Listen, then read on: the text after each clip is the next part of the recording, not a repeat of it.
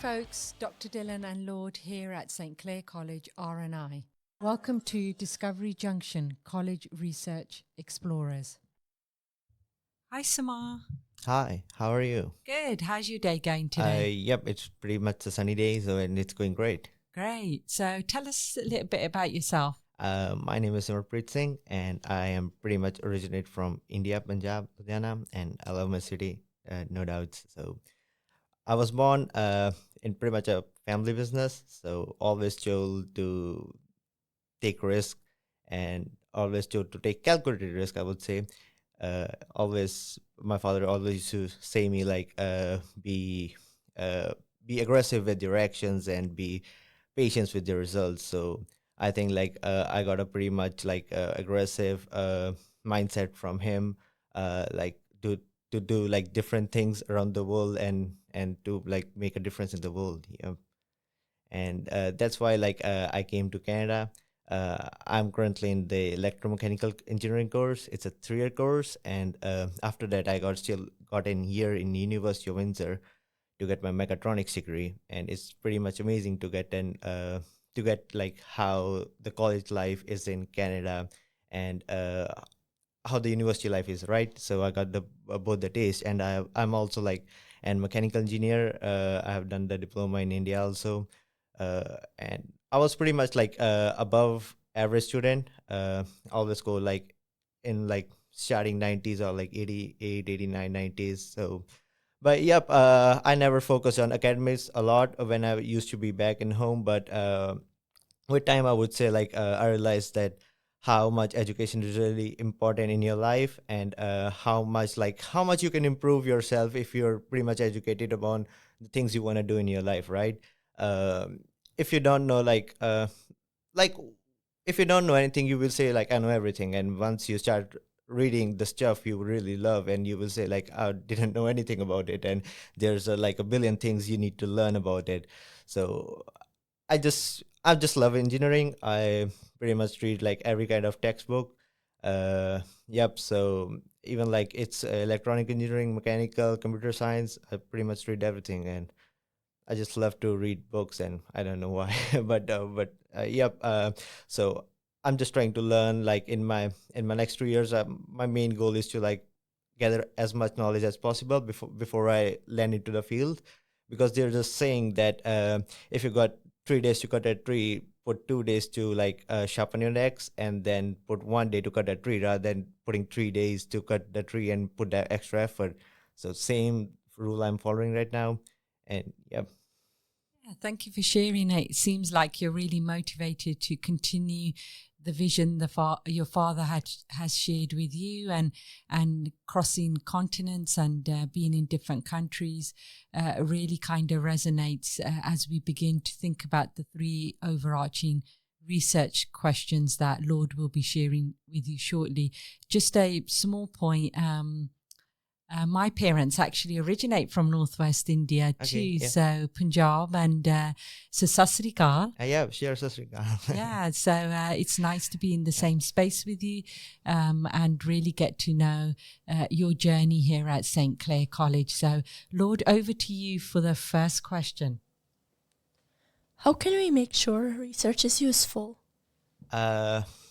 I think that it's a pretty much like question we cannot answer it properly, because I would say like mm, I would say like this, like it really depends upon what kind of research we are doing upon, like rather it's in field of like the maths, physics, or it's in the field of like the medical research, right? I would like to break down the answer in 3 points, so that just to make the audience clear and to get a better explanation of this answer. uh, the first and the foremost is like to make a to make a result really successful, you need three most important things. And I think those are: you need the right people with the right mindset. Number two, you need to bring the right people with the right mindset in the right period of time. And the third is you need them with the right tools. So I think it's like a stool, the legs of the stool, because if any of the leg is longer than the other one, it will really crumble and it will not the balance up, right? So I think like it's really important to get the all the three things balanced, to get the right people at the right time with the right tools. And I would like to give an example for this.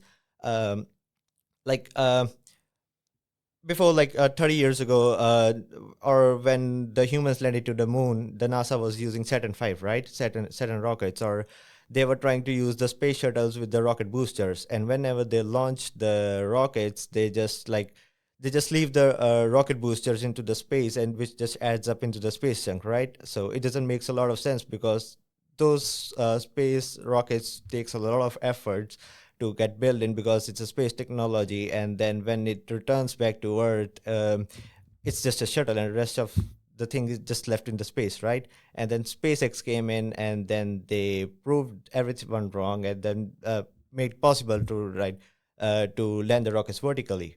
And how they did it, like Elon Musk never knew like how to make rockets, like, right? So he was just a computer science student, right? He just knew like how to bring some really smart people together and then make them to work really hard and to make something possible.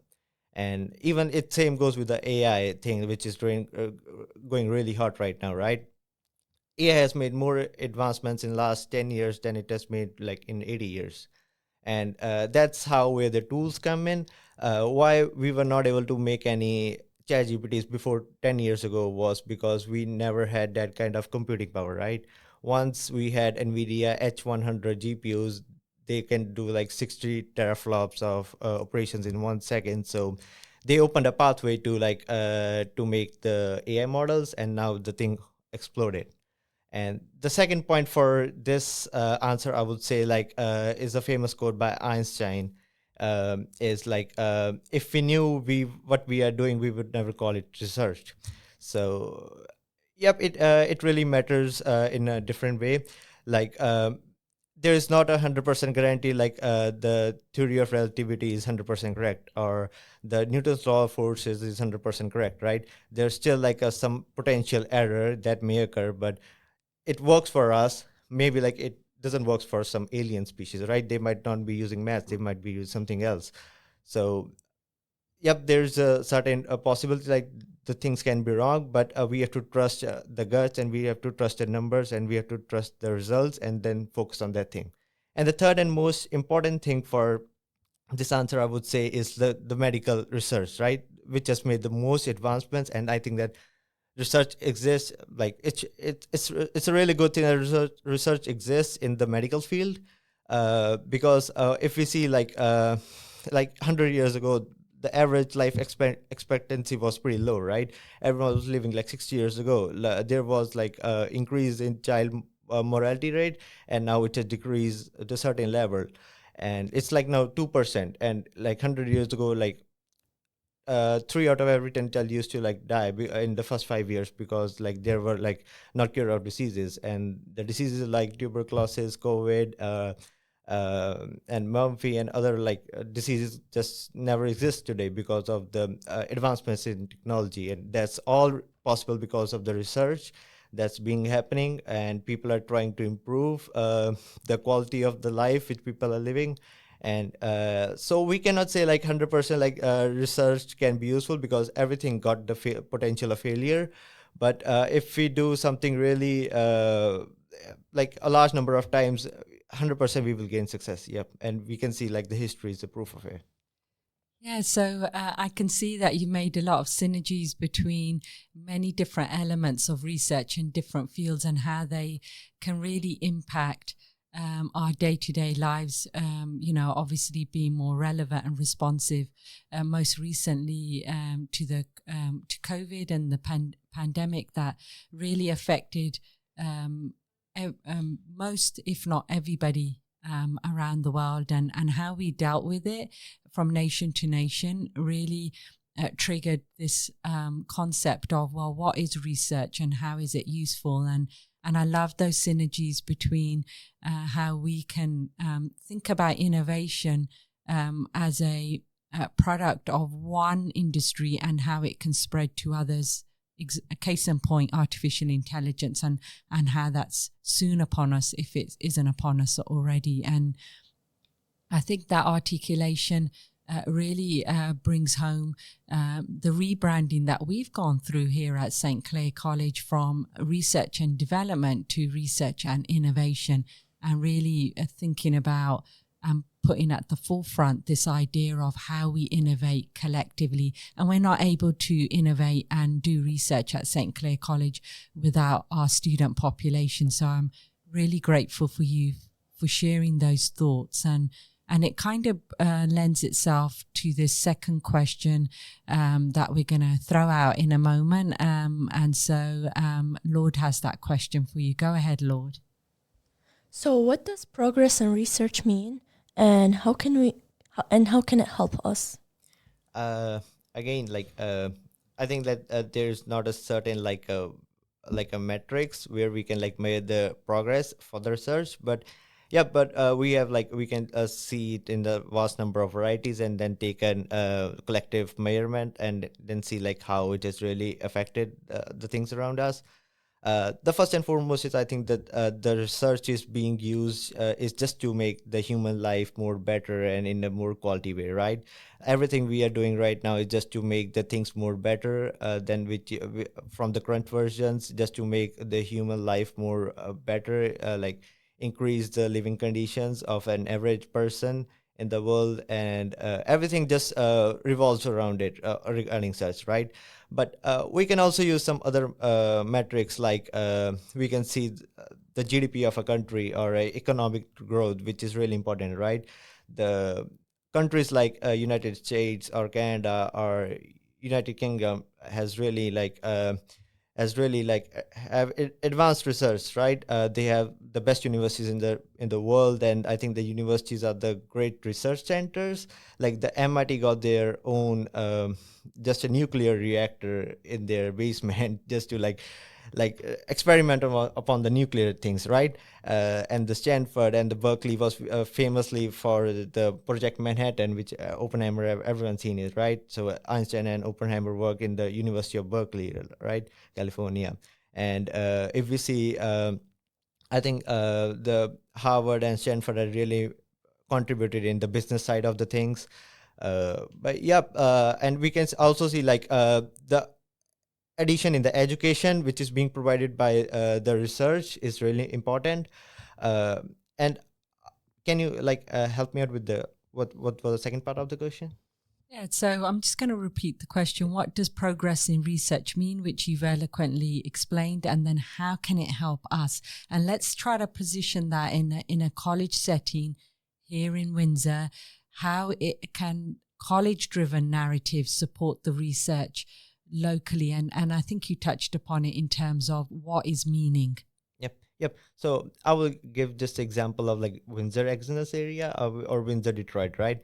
So Detroit and Windsor is famously known for its automotive industry, right? But if we see again, like 50 years ago, people were working in the factory as a labor, right? Everyone was installing the cars by hand. But then the robots and automation came in, which we are like fortunate, like the St. Clair has one of the best courses in the entire Canada regarding automation, right? We got so many robots down in the workshop area, right? And yep, so when the robots came in again with like the AI, everyone said that they're gonna take the jobs, but it happened opposite, right? So the living condition again like get better. The same amount of people which were building like 20 million cars a year are now making 80 million cars a year, the same people, and now nobody have to work tirelessly 12 hours a shift to just like to get the cars down the production line. Now the robots are doing pretty much every heavy stuff, and humans are just there to like see that everything is going around like correct or not. So, and the second I would like to add will be the agriculture area, right? So agriculture was pretty labor intensive job, and now it's like pretty much like machine intensive, right? So a hectare of field used to take like 100 of people to cultivate and harvest the crops, and now just a single machine, a tractor, can do the whole work for a person. And recently I was watching a video of John Deere, and they now implemented an autonomous system in their tractors. You can just map the whole thing and tractor will work on its own. So I think that we can say like first it was labor intensive, then it became like automatic things, like the heavy equipment came in, like the tractors or automation came in, and now it's going through autonomous things, right? It just a person had to sit like now a single person now can control multiple fields. Yep. And I would like to add the last point over here is like there's just an a gap of 66 years from the first flight, which was in 1903, which humans, the Wright brother did, and then first man got his foot on moon in 1969, I think. So, yep, I think that all of this is driven by the research, and all of this is done just to make the human life more better, to make the human life more intelligent species, and to just understand what's going on and why we exist, or how we exist, and how the world works. Yep. Yeah, and going back to some of those connectors and the common themes that you shared thus far, referring to kind of these pioneering moments globally, and then thinking about healthcare, thinking about automobility locally, as well as agriculture. How do you perceive or understand or see in the next 12 months how research and innovation can really lead the way in healthcare, automobility, and agriculture? If we look at those three streams particularly, what do you think we could do together to amplify some of those portfolios for the community and in the community? At the St. Clair College, right? Yes. Okay. So I think that at St. Clair College, we got pretty much like the best courses. Like we can... in St. Clair, we have pretty much the course for everything, right? From like EVs to like maintaining the EVs to automobiles to like CNCs. And I think that the youth is the only thing upon which the future of the country is, right? So if the youth is not educated, and the byproduct definitely will be that the country will decline, right? If you got the best people in the country, you will be the best country in the world, right? So, and same goes like in the St. Clair College. It's you can see you have the best courses over here. I think that we have the best research center in the whole area. We are doing some pretty much amazing things, right? And we are collaborating with like other research centers also. So I think the next 12 months, like we can pretty much, like I was working in one of the projects in the club, and it was like with the biofarming thing.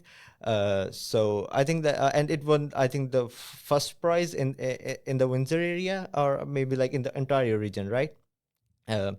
So I think that for the research, that 12 months is like a pretty short time, but we should think like 2 to 3 years. But I think that St. Clair is doing pretty much amazing things, and like we got the CNC shop over there, and we are trying to create the best students who can operate the CNCs, right?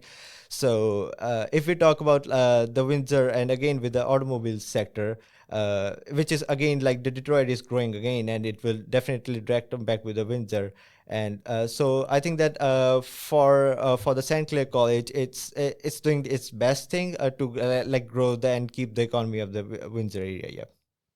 Yeah, and I think it's a really important point that you brought up in terms of our connection, our deep connections. Although we're divided by water and nations, how close Detroit is to our ecosystem, and how we perceive it as an extended element of identity here in an educational establishment like St. Clair College, but also as a community as well. So thank you for sharing that at that point. And I know that you've just recently returned from Montreal, and there's a blog out on our website, which folks will be able to see very soon. But did you want to explain a little bit about your experience in Montreal, and how you came about to having that experience through research and innovation, before we close out with our final question? Go ahead. Yep. I would say like again, like the research center of St. Clair is like collaborating with other research centers, right? And I think that's pretty much amazing thing. Like it will help to like know other research centers, like we do exist, and we are doing these things, right? So whenever I was to the Montreal again, I was just like I love challenges, and I don't know, like my brain is like if I just tried my brain not to say the thing like you cannot do it, because whenever my brain say like, oh, you cannot do it, and now my brain is like, oh, you need to do it just to prove yourself like you can do it, right? So when I was in the Montreal, I think it was pretty much like the best time of my whole summer break, or like best.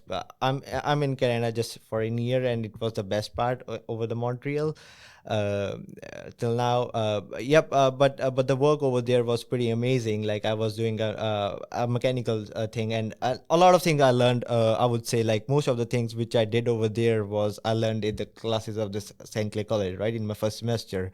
So I had the confidence, and the most important thing, this the safety issues which our college raises is like over there, like people are not concerned, but over here, like our professors are really like one of the best teachers, and they always like focuses on the safety things. So on the day one, I knew like I need my safety glasses, I knew like I need my safety gloves, I need my safety shoes, I need my like the mask to, if I'm working with the grinder, or if I'm trying to weld, I need the proper ventilation, which like most of the students don't know, and they were also pretty much amazed. Like they knew like I can weld, I can design the whole thing, and I was able to deliver the whole thing in just a week, like from designing to like making the whole forklift, and then making the whole demolding part, and then drilling, marking, and then like even the planning with my project manager, everything I did in just a week, even the welding stuff, right? So they were also pretty much amazed, and I'm fortunate like I learned the things over here, and that's what like the research is. And apart from that, I think that the it really helped like the St. Clair Research Center is really like pushing forward students to like move out of their comfort zone, and then to go outside and collaborate, and then to like it, number one, it helped you to like visit new parts of the country, right? I don't know like when I would have got the chance to visit Montreal, but with the research center in just 8 months, I visited Montreal and lived over there for 2 months, right? I never knew like the people over here, like John really motivated me. Like he's like, if you don't know French, or you don't have a problem, like you're gonna make it. So I think that there's a great culture over here. Like again, like it's all about the culture which you have, right? So I learned over there like I always used to think like the companies are what the people are, right? So, but I really, really like when I was working over there, I like tried to talk with every person over there, from the project manager to the technician, and everyone became too much friendly with me, and it did. I was never was. I never felt ever like I was working over there for just 2 months. I was like I was there forever because everyone was so friendly, right? But I noticed one thing, that the research center or the companies, the thing which the people do, right? Again, like I would say, like if you get the best people, you will make the best products. So I would like to thank again once again like the St. Clair Research Center to provide me an opportunity like this. And yeah, and I will give advice to like if someone else ever got you, just close your eyes and take the opportunity, and you will never regret it. Yeah, and congratulations to you, because all that perseverance paid off, and sometimes when we think about wisdom, how wisdom actually manifests over a period of time, and I think you came into this project with a lot of motivation, and what you put in is what you get out. So I would just wanting to take a moment to say to you that you've done really well, and it's folks like you across the college that makes us successful, and as we share this path together, we can open up many more doors as we begin to understand what each of our needs are. So over to Lord for our final question. How does research help us understand the world better? Again, I would say like research is all about giving the reasons, right? So humans were like originated technically from nowhere, right? We have never seen any other alien species right now, so pretty much we came from nowhere, and we discovered and made everything from scratch, right? Even like everything around our surroundings, like from the doors to the mobile phone, everything like pretty much came from the soil, and that's pretty much like amazing to like think like your phone was in the soil, or the fuel in your car was like some dinosaur roaming around the earth like 100 million years ago, and now it's here, and now it's in the tank of your car and trying to trying to get you to from point A to point B, right? So I think that research is all about reasoning and giving you reason how the thing works. But yep, I would like to give here some examples. Like first, people used to think again like the sun used to revolve around the earth, and then they discovered like no, it was the sun who was in the middle and the earth used to revolve, right? And then Galileo invented the telescope, and then we invented the other solar parts like the Jupiter. We invented Saturn, and then they made some more progression, right? And then we discovered like uh, nuclear energy, and I would say like then came the I would say I just forgot the name, but anyways, like I would just skip to that part. But yep, then came the Madame Curie, and she researched a lot in the nucleus, and but she didn't know like the radiation can kill the person, right? And the radiation kill like she loved the research on nucleus, but that thing killed her because of the radiation, right? And she was the wife of the greatest scientist Einstein, right?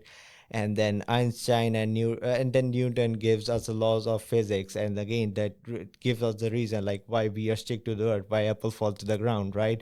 And like why the earth revolves, and then Einstein came and gave the theory of relativity, like how the gravity works in the space, or how the sun and how the masses and other things like affect the gravity of the other things, that how black hole works, that's E is equal to mc squared. Uh, that's all about energy, and mass is derived from the same thing. And if you want to get the energy, you can just multiply mass with this constant speed of light with the square. So that's pretty much amazing things which we have invented till now, and the research is still going, right? uh, and I will say like we have pretty much invented everything from scratch. So that's like finding the reasons for the everything around us is like how the research is.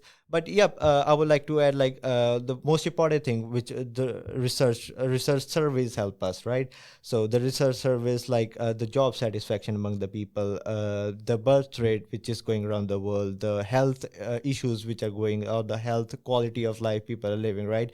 These kind of research surveys help us to know like the how the world is living and what we need to do to make the life of the people again better, right?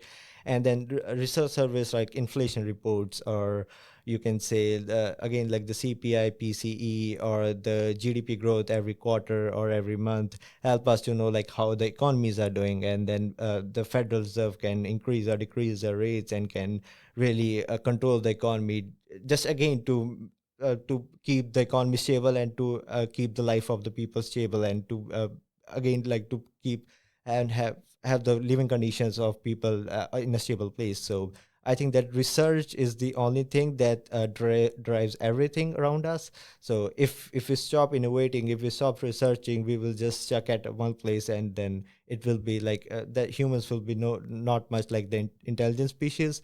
What makes us intelligent species is, right, finding the reasons for pretty much everything, right? So we are curious when we are born. Like a child always asks you a question like what's that, because we are born to be curious, right? We are born to be asked questions. So the people who keep asking questions are the one who innovates in this world, and who try to like do the crazy things, right? So yep, I would say like research the examples I've given like is like how the research has worked till now to like reason everything around the world. And I think that research is not ever gonna stop. Like we have just as human being started innovating now, right? So the tech and mobile phone just came like 20 years ago. So there's a long way like till the robots and every other stuff works. And I think like if you guys have heard about the type of civilizations, like we are still at the point 7. So then there's a type 1, type 2, type 3. So I believe in that, and Dyson spheres and stuff like that. So I think that in 1,000 years we will be like pretty much like at the every planet around us. Yep. Yeah, thank you so much for sharing your thoughts and feelings, and really taking us on this journey of curiosity and meaning, and putting purpose to elements of high profile experiences we've had historically as a nation, as a global self and community, and how we begin to think about who we are and what we can provide meaning and relevancy and responsiveness, not only to our local community here, extended communities beyond Windsor and Essex into other countries and other cities like Detroit, but also being honest and being frank about what is possible and breaking the boundaries around impossibilities. So going back to this fundamental question, what is impossible, right? And how do we reframe that and frame that to break it down into chunks so we can understand innovation into research? And in terms of this onward journey, where do you see yourself going as we close out this podcast? What are next steps for you, and how do you see yourself in the next 12 months, in the next 24 months? Yep. Okay. So first, I would like to answer about your impossible question. So for me, like, nothing is impossible in this world, right? But it's all about having the right tools at the right time again. So if you're saying like you want to build a computer like 100 years ago, it was not possible because there was not technology. But now everyone can just buy some products on Amazon and now build their own computer, right? So if you said someone 100 years ago, like, you can talk to anyone in the world, right, with just a click of a button, and they will say like, you're talking about magic, you are a foolish person, right? And now you got the mobile phones, you got the FaceTime, and you can talk to everyone at like with the no latency, right? So I think that you just need to know like where the world is going in next 50, 60 years, because that's what the God has given you the timeline, right?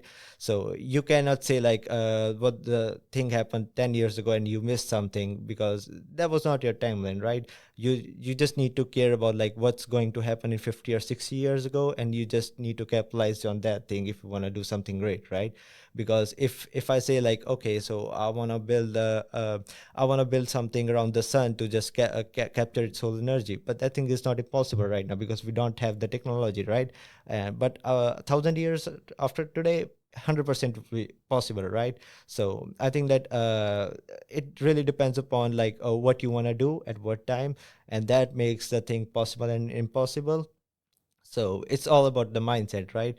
So if you like, the failure is right unless you accept the thing, right? So until you try, you will never fail. But once you quit, you will fail at that thing. So but yeah, for me, it's the thing like there's nothing impossible, and you can do everything. You just need the right thing and at the right time and some luck exactly to do that impossible thing possible. Yeah, and it goes back to this fundamental question that if we're having the thought, it materializes into an idea, and suddenly we've mobilized and created a movement and the building blocks to really imagine something that was not possible, right? Yep. And so always breaking those thought barriers, whether we sit on our own or we sit in classes or we sit in a group, to really think about where are we now and where are we going? Yeah. So I thank you for sharing your thoughts around that. And what's the onward journey for you? I think for me it's a pretty weird journey, to be honest. I don't like. I was always raised in the business family, as I told earlier, right? So I was always told to. I always thought like, okay, so I will join just my father's business and another day. So, but I came here. That's how the lives work, and now for me, like I don't like think like I always think a long term thing, right? So if you want to do something great, just think of long term. If you try to do something in just one day, you will there's a great probability that you will fail, right? You cannot do great things overnight. You need to make yourself capable, and then the opportunity always come, rather than you got the opportunity and then you got capable, right? So I think for me, just it's like I'm just going to continue my education over here, and I love the research work over here, and I'm doing that. It's trying to like enhance and like again like sharpen my axe, right? So I know like it's like I'm running the class and then I'm doing the same thing at the research over here, and then it's trying to like give me a field knowledge like what's going around, and the research is like you got the best technology and the newest technology, right? So you're inventing the technology. That's a great thing. But yep, so for the next 3 years for the next 2 years pretty much I'm in the St. Clair College only, and I'm loving it still now. And then after that maybe like I will go to the university to get my mechatronics, but yep, I'm not like all onto the colleges to like to learn stuff. I'm pretty much like studying 40 hours a week extra beside of everything else, right? So I just learn like I'm pretty much going heavy into like the AI thing, and I love robots, and I'm pretty much like making some other robot projects right now. I would like love to share and some pictures of it. I'm just giving it for the 3D printing. I'm 3D printing it right now. But yep, so I will just complete my college over there, and then I will just first I will try to like get a stable job just to get my feet to the ground and to be a stable to get my essential things in life done. And then once I'm like settled in the country, then I will just like do my own business, to be honest. I got some pretty cool ideas regarding the AI, and like I would like to share it. Like I would either make a SaaS business for the AI robotic things, because nobody is doing, because it's pretty early right now to build a SaaS business, and I think that till 5 6 years it will be the right time to do it, and I think that I'm preparing for that also. Or I will just build an police robotics arm force company, which right now like every company, every startup in the field is right regarding the military, right? No one is caring about like everyone is trying to protect themselves from the outsiders, right? But no one is trying to protect the people from the people inside the country, right? So we can so I have pretty much amazing idea for the robotics company for the police, right? The drones or surveillance drones for the police, right? For example, the police cannot reach a point A in 5 minutes, but a drone can. So yeah, I will try to do a startup in that area. But for that's pretty much like my vision for the 20 years. But if you say like for the 50 years, I want to send robots to other planets, right? I wanna, because I think like nobody if humans want to be an extra planetary species, no one would like to leave their family and living 10 light years away to make or like 100 years away to make a building in the Mars, right? Nobody want to leave their family. Everyone loves their family. So that thing, the robots are going to do that thing for the humans. There will be no humans building the things like they do on the earth, right? So I think that it's a great opportunity in again in this timeline, right? To make a robotics company that goes to the planets like the Voyager, right? So the Voyager is like 8 billion 8 billion kilometers away and still sending data to the earth, right? And no human would like to like be alone in the whole space time and try to send data, right? So I think that it's a great opportunity. So I see myself in more in the business and more in the startup things and doing the craziest stuff in the world, or than just to have a stable job, I think. Because I think like even if everything goes south, I can still go back to my home country. Fortunate enough to, I would say, like, okay, so I would just say to my father, okay, I join your business. But yep, I think that I'm pretty much fortunate for that thing. So that's what I think. Like, if you want to live the life, do the craziest stuff, because you only got one life and nobody cares, right? In 100 years, everyone will be dead, right? So do whatever you can, and do for the human, do for the people, because it doesn't matter if you fail, you tried, and there's a pretty much low success low failure rate if you give your 100%, right? You will either do something, or like if you try to capture 100%, I think maybe like you will capture 40%. It's a pretty good probability, right? So I think myself like in that area, doing that kind of things rather than living a normal life. Yeah. Thank you. And best effort is always a good way to ground yourself as you move through the journey of life. And so on behalf of Lord and I, we're really grateful to have spent some time with you this morning and for you to share your thoughts and feelings, your opinions, and we look forward to onward connections. Yep, sure. Yep, thank you very much. It was a great talk with you guys. Yep. Join us again next time